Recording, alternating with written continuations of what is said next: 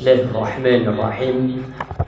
Assalamualaikum warahmatullahi wabarakatuh.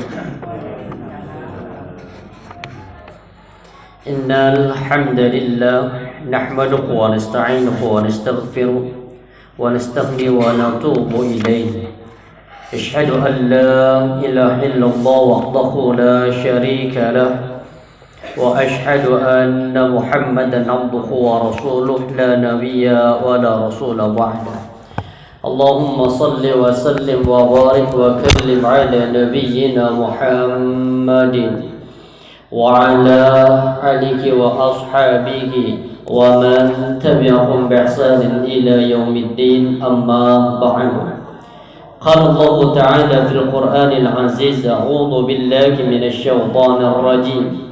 Ya ayyuhalladzina amanu taqullaha haqqa tuqatih wa la tamutunna illa wa antum muslimun.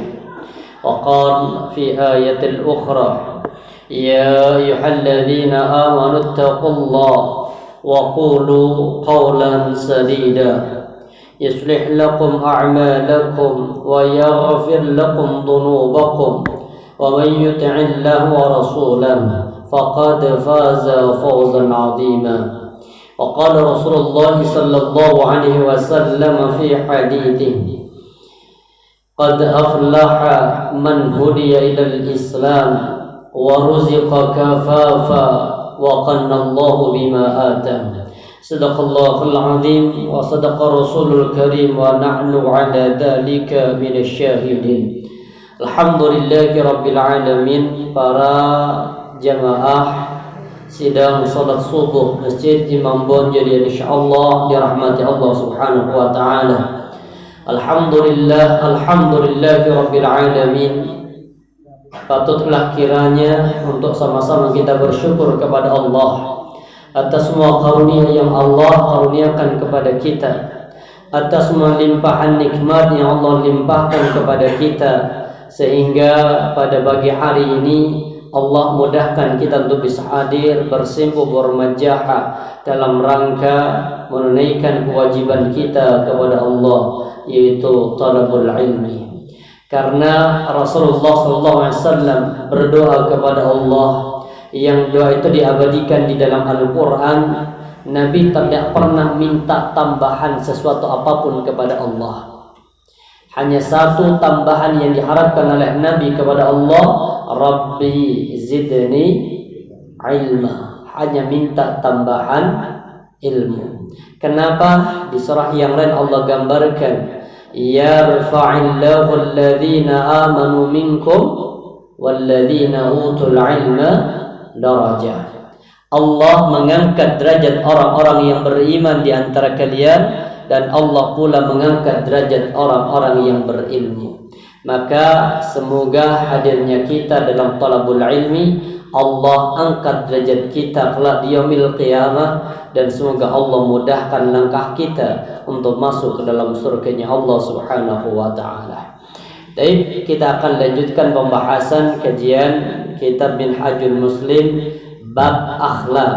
Kita sampai kepada pasal yang keempat, yaitu itsar dan mencintai kebaikan. Apa itu itsar? Kita lihat keterangan secara bahasa. Itsar itu artinya mendahulukan ataupun mengutamakan. Jadi itsar itu diambil dari Al-Quran, wa yu'thiruna ala anfusihim walau kana bihim khasasa. Jadi itsar. Kemudian secara istilah, apa itu itsar? Ini yang perlu digarisbawahi. Itsar adalah mendahulukan orang lain dari diri sendiri, ini dalam urusan duniawiyah, dengan berharap pahala akhirat.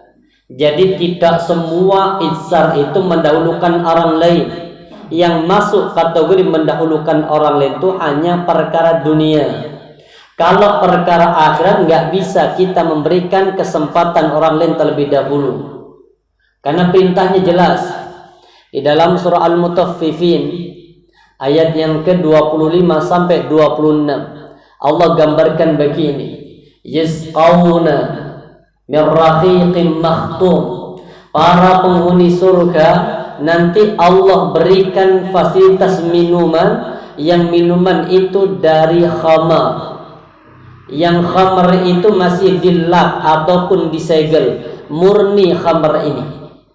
Yasqawna min rahiqin makhtum khitamuhu mis.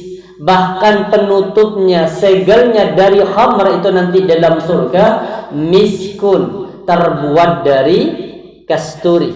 Maka untuk bisa mendapatkan ini apa perintah Allah? Wa fi dzalika falyatanafasil mutanafisun. Untuk mendapatkan fasilitas surga, untuk bisa masuk ke dalam surga dan dikasih minum dari minuman-minuman sungai-sungai nanti dalam surga, maka kita butuh falyatanafasil mutanafisun. Maka wajib kita untuk berlomba-lomba. Jadi kalau ada soft yang kosong di depan, itu jangan orang lain yang disuruh berangkat. Kita kadang apa? Dorong orang, monggo. Ini bukan itsar. Itsar itu perkara apa? Dunia, tapi harapan pahalanya untuk akhirat. Contoh itsar begini. Barangkali mungkin kita jenengan punya mobil. Qadarullah mobil itu jenengan mau pakai, ada orang lain yang sedang butuh. Mungkin ada tetangga mau pinjam untuk ngantar ke rumah sakit, kita mau pakai ke kantor. Itu kan pilihan urusan apa? Urusan dunia. Kemudian orang yang itsar itu apa? Mengatakan, Mbak, silahkan pakai mobil saya, antar anakmu ke rumah sakit biar saya pakai motor. Ini namanya itsar. Jadi harapannya apa? Siapa tahu dari kita mendahulukan orang lain ini, didapatkan nanti pahala urusan akhirat. Jadi itsar itu perkara dunia. Makanya di hadis tadi, di ayat tadi juga dijabarkan dalam satu hadis. Kata Nabi apa? Ayyuma mu'minin saqa mu'minan dhama'a saqallahu min rahiqim mahtum. Kata Nabi, siapapun orang mukmin yang berlomba-lomba memberikan minum orang mukmin yang kehausan, maka Allah akan berikan ganti minuman itu di dunia, Allah ganti dengan minuman dari khamar nanti di dalam surga. Jadi yang pingin minum khamar di surga, ngasih minum orang mukmin. Artinya berlomba-lomba. Yang kedua, wa ayyuma mu'minin ad'ama mu'minan min ju'in. Siapapun orang mukmin, kata Nabi, yang berlomba-lomba memberikan makan orang mukmin yang kelaparan, atamallahu min tamaratil jannah. Allah akan membantu, Allah akan memberikan makanan nanti kepada orang yang ngasih makan di dunia, orang yang kelaparan, Allah ganti nanti dengan makanan-makanan dari buah-buahan surga. Berarti kalau ini apa namanya? Itsar, mendahulukan orang lain. Yang terakhir kata Nabi, wa ayyuma mu'minin kasa mu'minatin atau kasa mu'minin ala urat kasahullahu yaumal qiyamati min hadaratil jannah. Siapapun orang mukmin, kata Rasulullah, yang memberikan pakaian kepada orang mukmin yang tidak berpakaian, siapapun orang mukmin yang ngasih pakaian kepada orang mukmin yang telanjang, maka Allah akan ganti pakaian itu kelak dengan sutra di dalam surga. Jadi kata itsar itu untuk perkara dunia. Untuk perkara akhirat gak bisa. Makanya para sahabat itu kan berlomba-lomba, sampai kemudian sekelompok orang miskin itu protes. Kenapa sekelompok orang miskin protes pada Nabi? Karena pahalanya orang kaya lebih banyak daripada orang miskin. Orang kaya bisa apapun dilaksanakan. Orang kaya itu sudah salat 5 waktu, pahalanya sama. Kalau kata orang miskin, ya Rasulullah, dhahaba ahlud duturi bil ujur. Ya Rasul, orang-orang kaya ya Rasul mendahului kami dalam urusan pahala. Mereka lebih banyak pahala daripada kami orang miskin. Kenapa kok lebih banyak pahalanya orang kaya? Kata orang miskin, hum yusallun kama nusalli. Orang kaya ya Rasul salat persis kayak kita orang miskin juga salat. Pahalanya sama. Bahkan salatnya orang kaya subuh ya 2 rakaat, orang miskin sama. Kecuali kalau orang miskin 4 rakaat itu biar apa? Biar setara dengan orang kaya. Tapi enggak sama. Yang kedua, wa yasumun kama nasum. Orang-orang kaya ya Rasul puasa, dapat pahala puasa mereka kama nasum, sebagaimana kami orang miskin pun juga puasa. Bahkan puasanya sama, pahalanya sama. Orang kaya puasa dari subuh sampai maghrib. Kalau orang miskin dari maghrib sampai subuh. Kan enak kalau begitu. Tapi kan ternyata apa? Sama. Terus apa yang membedakan? Orang kaya sama orang miskin apa perbedaannya? Ini kata orang miskin, wa yatasaddaquna bifuduli amwalihim. Dan orang kaya itu bisa sedekah dengan kelebihan rizki yang mereka miliki. Jadi kelebihan rizki yang mereka miliki ini yang tidak dimiliki sama orang miskin. Menunjukkan apa ini?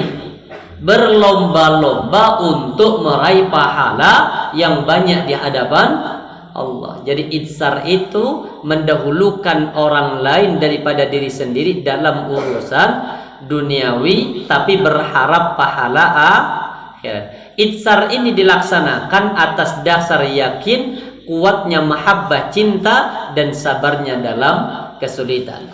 Kita ambil contoh dalam masalah urusan dunia. Dalam masalah ini kita bisa mendahulukan orang lain. Itu memang yang lebih baik, karena dalam masalah dunia kita harus memperhatikan orang yang berada di bawah kita agar kita bisa bersyukur kepada Allah. Jadi kenapa urusan dunia? Karena urusan dunia ini kita perintahnya disuruh lihat yang di atas atau bawah? Di bawah. Kalau urusan akhirat di atas. Kenyataannya terbalik. Kita untuk urusan akhirat lihat orang yang di bawah kita. Oh, dia belum salat subuh, bos biasa nang masjid. Jadi kadang kita di sini. Padahal perintahnya jelas. Urusan akhirat lihat atas agar kita termotivasi. Urusan dunia lihat di bawah. Ini ada hadis dari Al-Bukhari dan Muslim. Apa kata Rasulullah? Idza nadara ahadukum ila man fuddila ali fil mal wal khalqi falyanzur ila man huwa asfala min. Kata Rasulullah, jika salah seorang di antara kalian melihat orang yang memiliki kelebihan harta dan penampilan, maka lihatlah kepada orang yang berada di bawahnya. Ini juga hampir sama senada dengan satu hadis Nabi.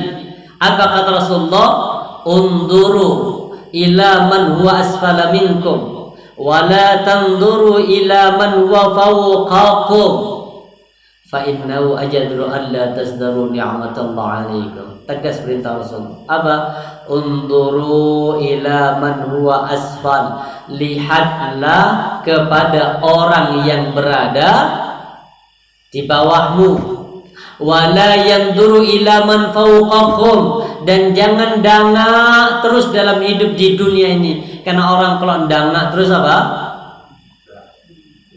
Jalan dangak gimana? Sandung, nabrak, bahkan tiang pun juga ditabrak. Artinya orang kalau dangak urusan dunia itu kadang nabrak perkara yang haram hanya untuk mendapatkan kesenangan dunia. Makanya perintahnya unduru ila man wasfal. Lihat kepada yang di bawah urusan apa?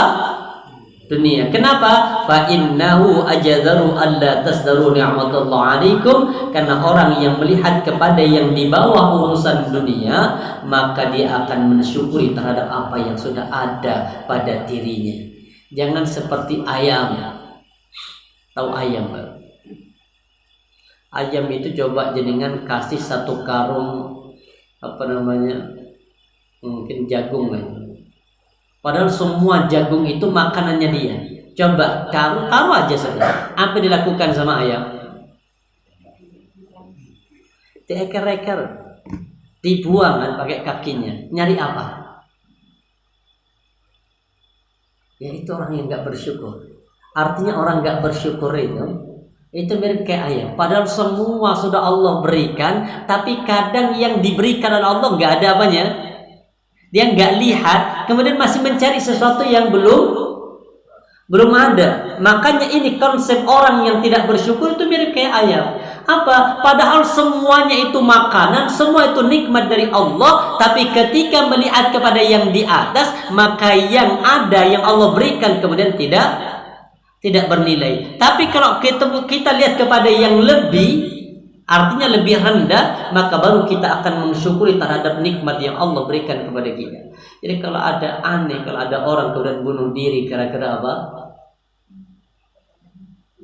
Gara-gara ekonomi, gara-gara miskin. Nggak lihat orang yang jauh lebih miskin. Di Malang tuh yang kemarin apa itu? Bunuh diri di Pakis. Jadi apa?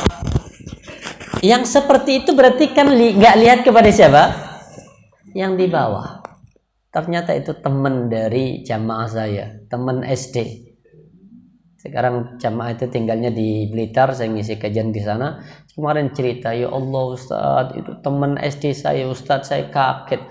Ya, akhirnya takziah ke sana. Ya Allah wa'alam bisawab, cuma sepertinya karena memang faktor ekonomi kemudian terjerat di pinjaman online itu.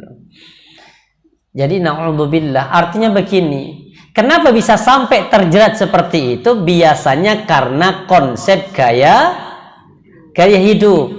Padahal ayat yang terakhir turun itu konsep tentang masalah Allah cukupkan rizki. Al-yawma akmaltu lakum dinakum. Yang kedua, wa atmamtu alaikum ni'mati. Allah yang bicara nih. Wa atmamtu, aku sempurnakan bagi kalian, aku cukupkan bagi kalian ni'mati, nikmatku. Terus kenapa enggak cukup? Nikmat itu cukup untuk dibiaya hidup, tapi nikmat tidak akan pernah cukup kalau dipakai gaya hidup. Makanya perintahnya orang itu paling banyak penyakitnya itu karena sebabnya 3 saja kan. Orang penyakit itu karena 3 faktor. Kadang karena apa? Gaya hidup yang tidak terkendali. Yang kedua biasanya pola makan yang tidak terjaga, pola hidup. Yang ketiga ini yang paling banyak, kakian pola. Ya, orang banyak paling sakit stres itu gara-gara apa? Kakian pola gitu, Pak. Jadi perintahnya Nabi apa? Itsar itu urusan dunia, lihat kepada yang di bawah, urusan akhirat lihat kepada yang di atas. Ini juga salah satunya ada hadis ini, motivasi ini. Sebagai bentuk apa? Kita bagaimana mendahulukan orang lain. Sebagai tanda kita orang yang dicinta oleh Allah. Rasulullah mengatakan, ahabbun nasi ilallahi ta'ala anfa'uhum linnasi. Kata Nabi, manusia yang paling dicinta oleh Allah itu adalah manusia yang paling bermanfaat untuk manusia yang lain. Jadi orang terbaik itu siapa? Orang yang bermanfaat sesuai dengan kadar dan kemampuan masing-masing. Yang kedua, wa ahabbul a'mal. Kalau pertama ini ahabbun nas, manusia yang paling dicintai. Kalau yang kedua, wa ahabbul a'mal, amalan yang paling dicintai. Itu semuanya terkait dengan masalah itsar, terkait dengan masalah hablum minan nas. Kalau manusia dicintai tadi apa? yang bermanfaat untuk orang lain. Kalau amalan yang paling dicintai Allah Azza wa Jalla, itu sama juga masalah hablum minan nas. Yang pertama, amalan yang paling dicintai oleh Allah, sururun yudkhiluhu ala muslimin. Kalau bahasa sederhana kita, orang yang paling dicintai oleh Allah, amalan yang paling dicintai, membahagiakan orang lain. Jadi membahagiakan orang lain itu amalan yang paling dicintai. Makanya di surah Ad-Duha, wa amma bi ni'mati rabbika, dengan nikmat Rabbmu di surah apa? Umumkan, fahadis, ceritakan. Maksudnya apa? Jangan disembunyikan, tapi berikan orang lain sebagai bentuk kebahagiaan. Jadi nggak tahu kisahnya, namanya Abdurrahman bin Auf. Abdurrahman bin Auf itu sahabat Nabi yang kaya raya. Tapi sebelum kaya raya, beliau pernah bangkrut. Bangkrutnya apa? Karena ada perintah hijrah. Orang ini Abdurrahman bin Auf itu orang kaya raya di kota Mekah. Tapi ketika ada perintah hijrah ke kota Madinah, ada kebijakan oleh penduduk kota Mekah, para pembesar-pembesar kafir Quraisy. Apa kebijakannya? Siapapun yang mau pindah dari kota Makkah, maka tidak ada yang boleh membawa harta.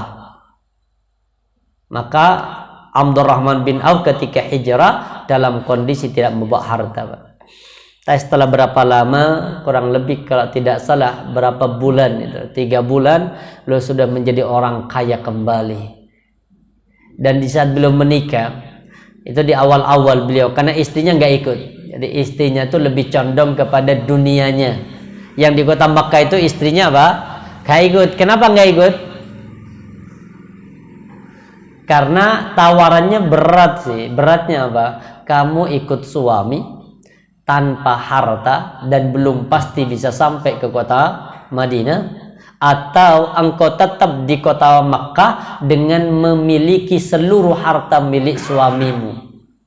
Kalau ibu ditawari kayak begitu, ikut milih suami apa milih harta?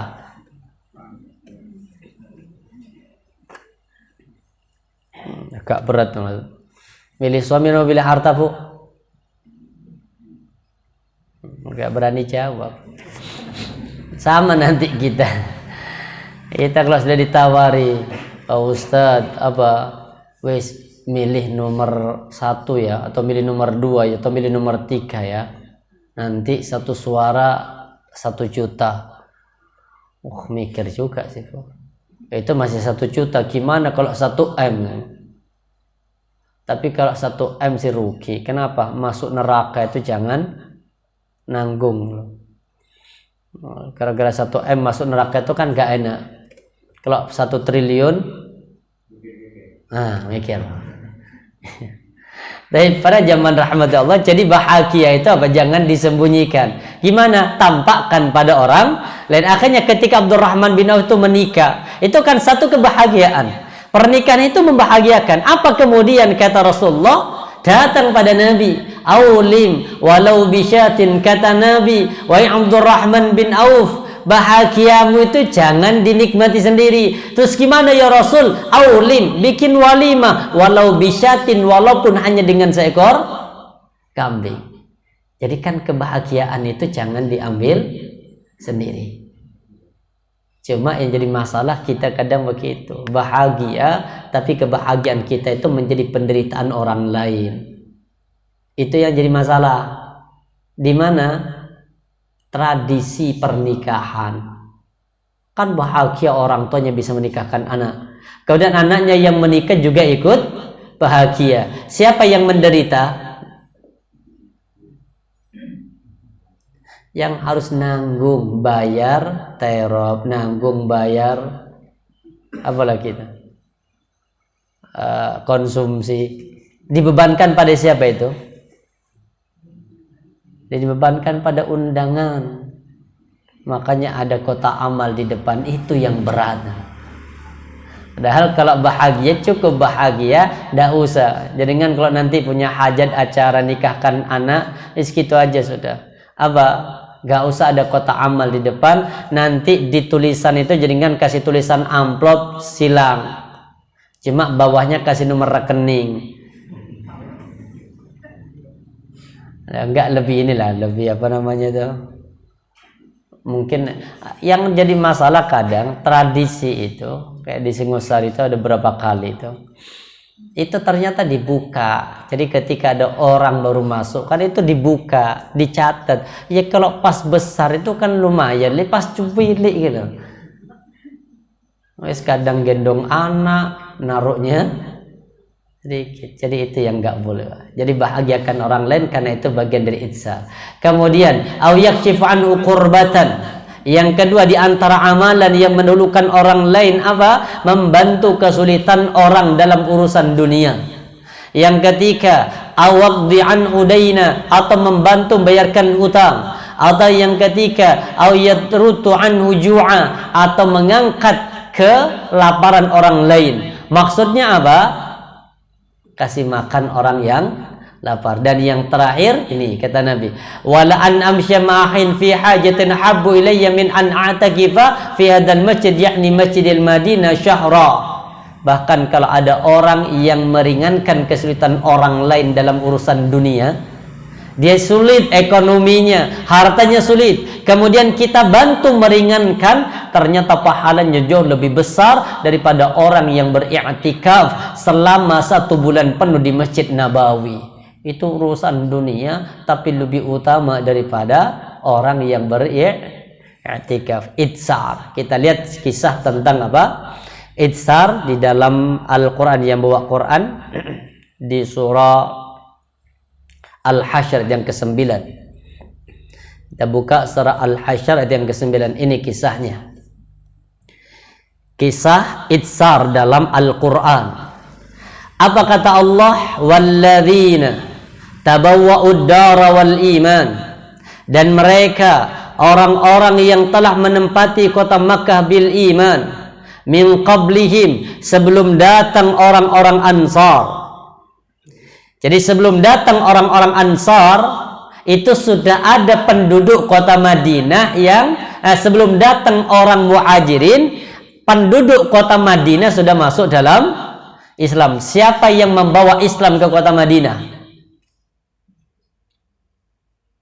Kan Rasulullah hijrah di kota Madinah sudah ada Islam. Bahkan penduduknya Ansar, dari awalnya dari Yasrib berubah menjadi At-Tubbah, bahkan penduduknya disebut dengan Ansar. Apa Ansar itu? Kaum yang penolong. Padahal Nabi masih di kota Mekah. Siapa yang bawa Islam ke sana? Jadi kisahnya Islam itu bisa sampai di kota Madinah, itu Nabi memanfaatkan momentum musim haji. Jadi ketika musim haji itu tetap orang tiap tahun tuh haji. Walaupun pelaksanaan ibadah hajinya itu hanya dengan apa? Ketika lagi tawaf, mereka itu isi bukan dengan kalimat talbiyah, bukan labbaik Allahumma labbaik, tapi mereka isi dengan tepuk tangan sama siulan-siulan. Jadi dengan siulan dan tepuk tangan itu mereka isi dengan itu. Setelah itu kemudian orang-orang di luar kota Makkah itu kalau mau tawaf harus melepaskan bajunya. Jadi dulu kalau tawaf itu nggak pakai baju kalau orang di luar kota Makkah. Kenapa? Karena menganggap baju yang dibawa dari luar itu baju yang najis, artinya nggak pas untuk dipakai tawaf. Makanya perempuan dulu tawaf itu ngambilnya habis maghrib atau menjelang sore, itu di saat sudah gelap, karena tidak berpakaian. Maka momentum itu dimanfaatkan sama Nabi dengan cara apa? Rasulullah itu akhirnya mencegah orang-orang yang mau pulang ke kota Madinah. Bukan ketika baru sampai, karena kalau nanti baru sampai dia akan cerita kepada orang kafir Quraisy. Pas mau pulang itu dicegat sama Nabi. Disiarkanlah tentang Islam, maka kemudian terjadilah namanya apa? Terjadi namanya Bai'atul Aqabah, berbaiat pada Nabi 11 orang. Di saat itulah kemudian Nabi mengutus seorang sahabat namanya Mus'ab bin Umair untuk mendampingi 11 orang ini berdakwah Islam di kota Madinah. Maka kemudian Islam makin lama makin banyak, maka kemudian apa kata Allah? Dan orang-orang yang telah terlebih dahulu menempati Ad-Dar, menempati kota Madinah bil iman, dengan mana namanya apa ini? Ansar. Min qablihim, sebelum datang orang-orang muhajirin dari kota Madinah. Yuhibbuna man hajara ilaihim, mereka kaum Ansar itu mencintai orang-orang yang datang muhajirin dari kota Makkah menuju ke kota Madinah. Padahal mereka tidak terikat sedikit pun dengan nasabiyah. Tidak terikat sedikit pun dengan pertemanan. Karena dulu di kota Makkah, kota Madinah itu para suku itu sering terjadi perang. Bahkan di kota Madinah sendiri itu sering terjadi peperangan antara penduduk asli kota Madinah. Apa penduduk asli kota Madinah? Aus sama Khazraj. Aus sama Khazraj ini yang tiap hari tengkar. Kalau bahasa kita itu tengkar antar suku. Maka ketika Islam datang disatukan dengan bini'matihi ikhwana, dengan nikmat namanya persaudaraan. Setelah ini ada dua kisah di sini nanti. Wala yajiduna fi sudurim hajatan mimma utu, dan mereka penduduk kota Madinah tidak menaruh keinginan dalam hati mereka terhadap apa-apa yang diberikan kepada mereka orang muhajirin. Ini ada kisah nanti ini kisahnya. Ini kisahnya ini. Yang pertama ini. Wa yu'thirun, mereka itu apa? Wala yajiduna fi sudurihim hajatan mimma utu, penduduk kota Madinah tidak menaruh iri, tidak menaruh harapan terhadap apa yang penduduk kota Madinah berikan kepada orang muhajirin. Ini kisahnya orang-orang miskin. Kisahnya kelihatan. Hadis ini masyhur kisahnya, sedikit kita gambarkan. An Anas qala kunna julusan ma'a Rasulullah sallam faqala yatul alaikumul an rajulun min ahlil jannah. Ketika para sahabat lagi duduk bersama dengan Rasulullah di dalam masjid di kota Madinah, kemudian Rasulullah berkata apa? Yattali'u alaikumul an rajulun min ahlin nar. Sebentar lagi akan lewat orang yang akan masuk surga. Artinya sebentar lagi akan lewat orang calon penghuni surga. Tiba-tiba bulan fatala rajulun minal ansar, tiba-tiba datang seseorang laki-laki dari Ansar. Berarti orang mana nih? Madinah. Tandifu lihyatuhu min wudu'ihi. Ini jenggotnya itu masih basah karena baru wudu. Yang kedua, qad ta'allaqana 'alaihi bi yadi asy-syimal. Kemudian tangan kirinya nenteng sandal. Berarti syarat tuh masuk surga itu apa? Nenteng sandal. Kalau nanti jenengan ke masjid, lo kati pakai sandal Mas. Calon surga. Calon surga itu kelihatan dua itu. Apa? Jenggotnya basah. Kalau bahasa kita mungkin apa? Wajahnya basah dengan wudu. Yang kedua sandalnya ditenteng. Ya kayak orang mau masuk Masjid Nabawi itu. Apa yang ditenteng? Sandal. Kenapa? Karena kalau ditaruh di luar hilang. Ini nyata, subhanallah. Ini kisahnya, Pak. Kemudian apa kata Rasulullah? Falamma kanal ghada, ketika besok sama Rasulullah mengatakan, qala sallam mitla dzalik, hari yang kedua sama, bahkan hari yang ketiga sama. Ini keutamaannya, subhanallah, Pak. Calon penghuni surga itu disebut sama Nabi itu hanya sekali disebut, dan itu sudah menjadi tanda kalau ini calon penghuni surga. Tapi peristiwa yang ini itu sampai 3 kali. Ini uniknya, orangnya biasa, tidak terhormat. Artinya bukan orang yang masyhur dalam kalangan para sahabat. Kemudian sampai 3 kali Rasulullah. Falamma kana al-yawm ats-tsalits qala sallam sama mithla ma qalatihi aidan fatara dzalika rajul ala mithli halatihi al-ula. Sama muncul orang yang sama, keadaannya sama, wajahnya masih basah, jenggot masih basah dengan air wudu, kemudian tangan kirinya nenteng sandal. Falamma qama Rasulullah, ketika Rasulullah sudah pulang. Kalau hari pertama itu biasa, Pak. Kenapa? Mungkin Nabi salah orang. So, yang muncul orang ini, kalau yang muncul itu Abu Bakar, muncul Umar, atau mungkin muncul para sahabat-sahabat Ansar dari orang yang terhormat. Ini orang biasa. Makanya kemudian masih menaruh curiga. Masuk benar sih orang ini.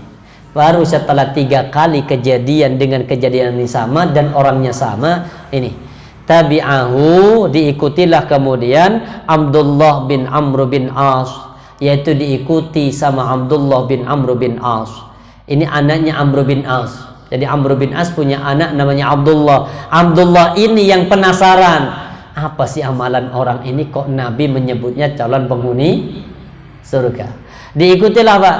Faqala inni lahaitu abi, aku telah bertengkar dengan bapakku. Faktasamtu alla adkhala alaihi thalatha, aku bersumpah untuk tidak balik ke rumah selama 3 hari. Kalau bahasa kita apa? Minggat. Tangkar sama bapak, akhirnya Pak, aku minggat, Pak. Aku nggak balik selama 3 hari. Tapi ini bohongan sih. Baik, kemudian apa? Fa in ra'aita an tu'wiyani ilaika hatta tamdi fa'altu. Kata beliau, kalau tidak memberatkan bagimu untuk engkau menjadi tuan rumah bagiku, artinya kalau enggak memberatkan, aku akan tinggal di rumahmu selama 3 hari. Maka beliau mengatakan, na'am, silahkan, aku enggak berat, silahkan kau jadi tamuku selama 3 hari. Qala Anas, fakana Abdullah yuhaddithu annahu bata ma'ahu tilka 3 layali. Kemudian tidur selama 3 hari di sana. Falam yaru kana laili syai'an. Ternyata Abdullah ibn Amr bin As itu hanya pengen apa? Pengen tahu saja amalan apa yang sampai Nabi itu menyebutnya 3 kali. Dicek 3 malam, Pak. Sudah 3 malam itu enggak tahajud. Jadi 3 malam enggak tahajud, standar amalannya. Kemudian falam yarahu yaqumu minal laili syai', aku tidak pernah melihat sedikit pun malam itu bangun. Kemudian ghaira annahu idza ta'ara taqallaba ala firasyi dzakarallah wa kabbara. Ini yang menjadikan berbeda. Yang aku tahu hanya ini yang berbeda. Apa? Setiap kali beliau bangun di malam hari, barangkali mungkin hanya yataqallab. Apa yataqallab ya? Kalau bahasa kita itu apa nih? Tidur itulah apa? Mulat itu, Pak. Kadang bangun itu malam, kadang bangun. Ketika bangun ini yang unik. Apa? Beliau kemudian zakarullah, ingat kepada Allah, wa kabbara, dan bertakbir. Jadi nanti kalau jenengan ngelilir malam, ya sudah, ingat kepada Allah, kemudian apa? Bertakbir di amalannya. Hatta yaquma li salatil fajar, baru bangun waktunya salat subuh. Sahabat ini enggak tahajud. Kenapa keistimewaannya sampai disebut 3 kali sama Nabi? Dibanding dengan para sahabat yang lain yang tahajudnya sudah apa? Sepanjang malam.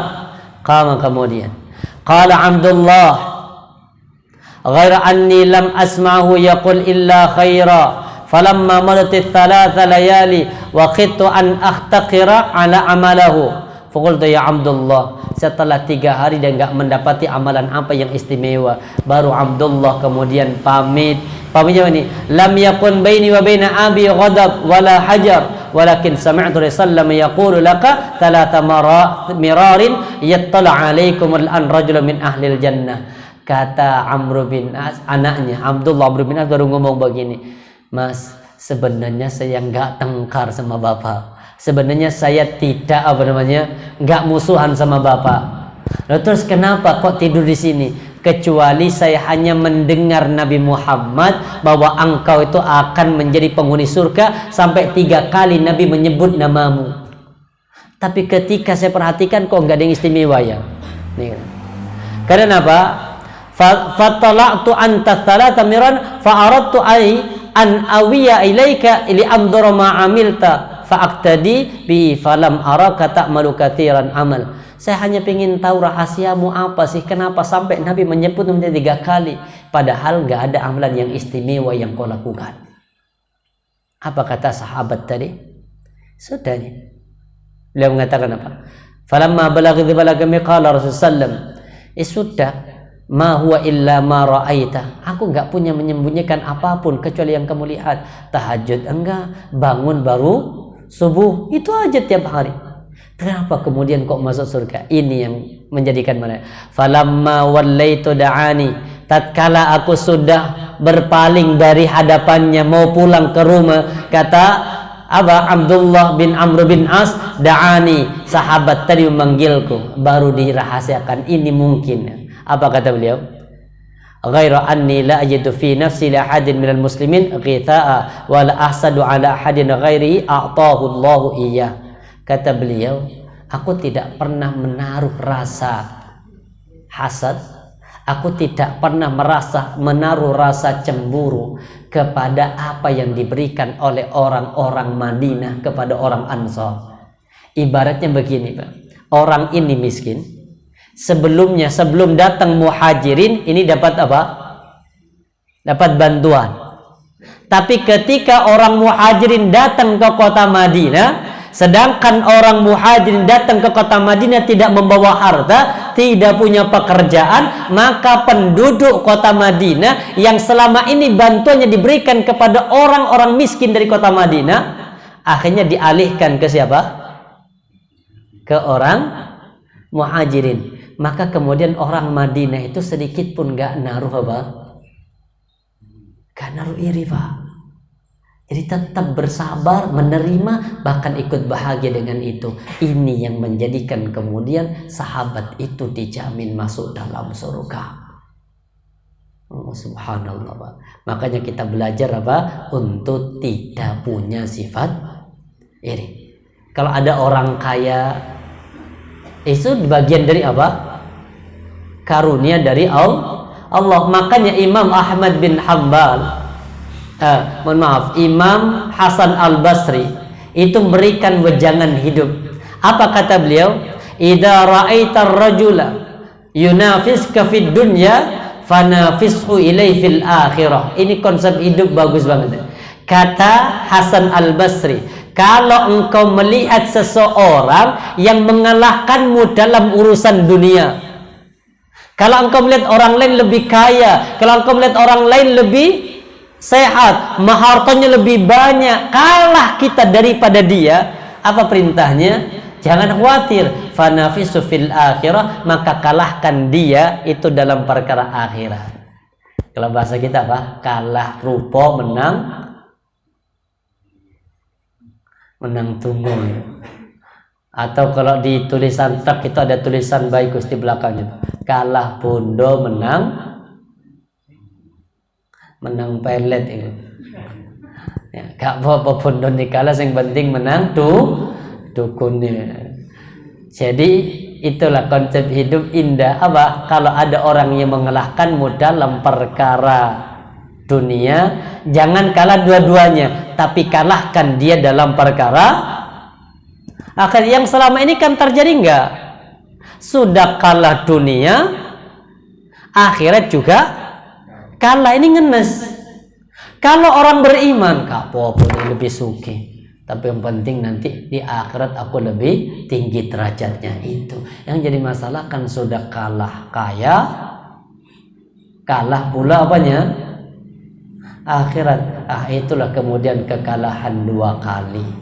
Kemudian yang kedua, ini juga masih dari ayat yang sama. Ini wa yu'thiruna 'ala anfusihim walau kana bihim khassasa, dan mereka mencintai orang lain walaupun mendahulukan orang lain, walaupun dirinya dalam kondisi butuh. Kalau dalam kitab ini saya kisahkan kisah namanya sahabat Nabi yang bernama Ali bin Abi Thalib.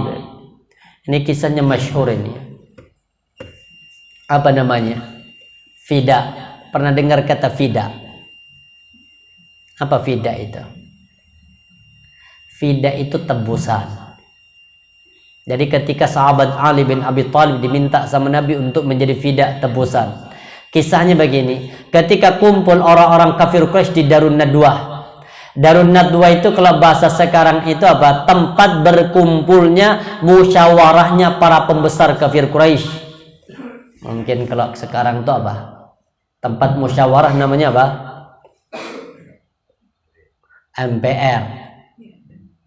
Majelis Permusyawaratan Rakyat. Tapi kan nggak rakyat yang bermusyawarah di sana. Siapa? Wakil. Makanya wakil rakyat itu sebenarnya budak kita, pembantu kita. Siapa tuannya? Rakyat. Dia mewakili kita. Makanya alhamdulillah wis diwakili semua. Kata wakil rakyat, wis rakyatku ndak usah kaya, tak wakili. Cendengi wakil rakyat. Baik, kisahnya gini Pak. Di Darun Nadwah itu kumpul para pembesar. Mulai dari semua suku, bahkan Abu Jahal ikut dalam pertemuan itu. Diputuskan apa? Setelah kaum muslimin itu hijrah ke kota Madinah. Ini setelah turun surah Al-Isra itu. Perintahnya apa?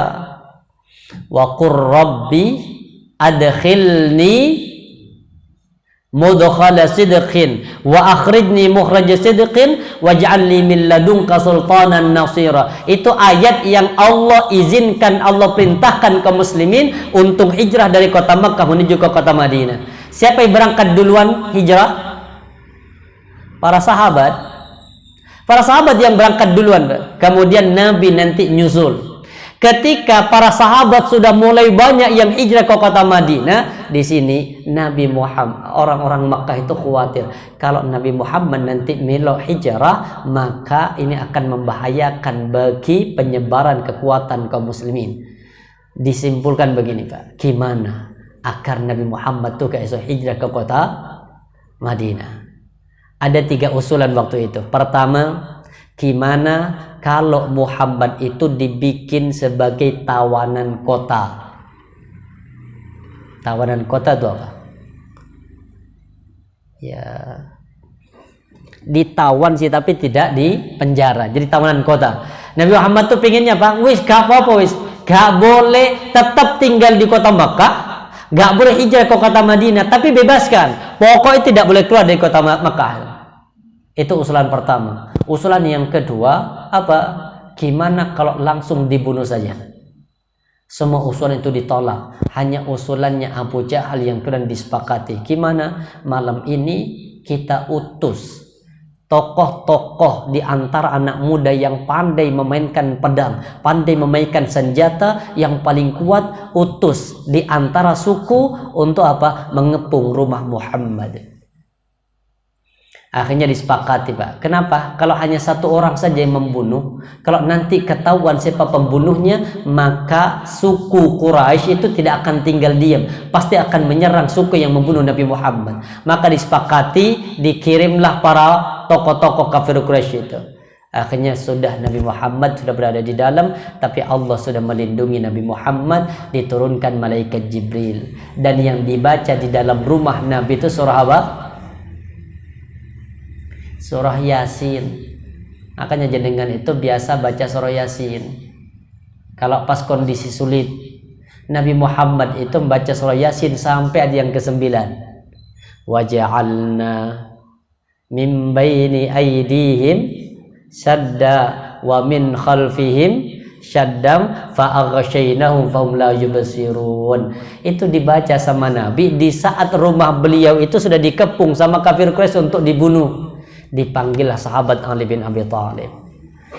Nabi memanggil Ali, ya Rasulullah, tidurlah engkau di tempat tidurku, pakai selimutku, aku akan keluar malam ini agar mereka menyangka aku masih tetap berada di dalam tempat tidur. Ini namanya fida, ini namanya itsar. Apa? Bayangkan Pak, Nabi Muhammad itu sudah nyata akan dibunuh. Sahabat Ali ngerti kalau nanti akan dibunuh. Kenapa Ali kok mau? Padahal sahabat Ali masih muda. Kenapa kok mau? Karena lebih cinta kepada nabinya. Ini mengorbankan dirinya untuk kebahagiaan orang lain. Akhirnya benar. Rasulullah membaca yang dibaca surah Yasin. Maka ketika Nabi keluar dari rumahnya, itu semua para penjaga tadi apa? Hanya dilempari dengan pasir. Mereka kemudian tertidur dan pandangan mata tidak bisa melihat Rasulullah keluar rumah. Makanya jenengan kalau pulang terlambat biar gak ketahuan istri, baca Yasin di luar itu sampai ayat yang ke-9. Silahkan masuk ke dalam rumah, insya Allah nggak akan ketahuan istri kalau istrinya dalam kondisi tidur. Kalau bangun ya beda. Ini namanya insar. Jadi mengorbankan diri untuk Rasulullah, itu namanya ittar. Jadi walaupun kepentingan dirinya masih penting apa? Aku masih muda ya Allah, masa aku harus mati? Tapi cinta kepada Allah dan Rasulnya mengalahkan kecintaan terhadap dirinya, mengorbankan jiwa untuk menyelamatkan Rasulullah itu jauh lebih penting daripada menyelamatkan diri sedangkan Nabi dalam kondisi menderita. Ini masih banyak kisah tentang itsar. Insyaallah pertemuan selanjutnya nanti akan kita bahas pentingnya untuk apa? Saling mendahulukan orang lain dalam perkara dunia dengan harapan mendapatkan pahala akhirat. Insyaallah lain waktu kita lanjut. Subhanaka wa bihamdika asyhadu an la ilaha illa anta astaghfiruka wa atubu ilaik. Assalamualaikum warahmatullahi wabarakatuh.